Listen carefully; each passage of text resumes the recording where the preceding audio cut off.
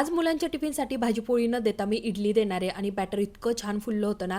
सध्या मी 5-6 वेळा इडली बनवली, पण मला आहे ना त्यामध्ये इनो आणि सोडा टाकायची गरजच पडली नाही. जे काही प्रमाण आहे ना ते एकदम परफेक्ट आहे आणि त्या प्रमाणानुसारच मी आता सध्या इडली बनवत असते. इतक्या छान सॉफ्ट आणि इतक्या स्पंजी इडल्या बनल्या जाताना की काय सांगू. आणि जेव्हा पण मला हे ऑइल डिस्पेन्सर यूज करायचं असतं ना, नेहमी त्यामधलं तेल संपलेलंच असतं.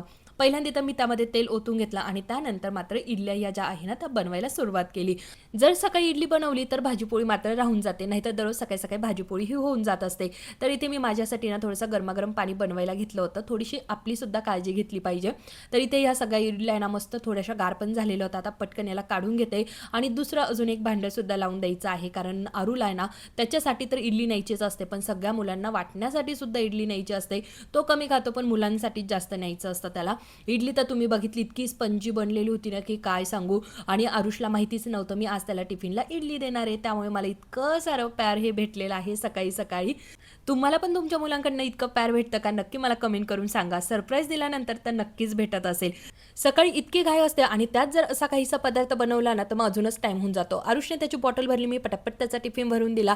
आज श्लोकची ना कटिंग करायची होती, तर स्कूल सुटल्यानंतर पहिलं तर आम्ही घरी न येता ना हेअरकट करून घेतला आणि त्याचे नखरे तर बघा ना, जिथे जाईल तिथे डांबीसपणाच करत असतो. टेरेसवरच दळण केला आणि श्लोकची बडबड ऐकत आजचा व्हिडिओ इथे संपवते. चला भेटूया पुढच्या व्हिडिओ सोबत. Bye bye.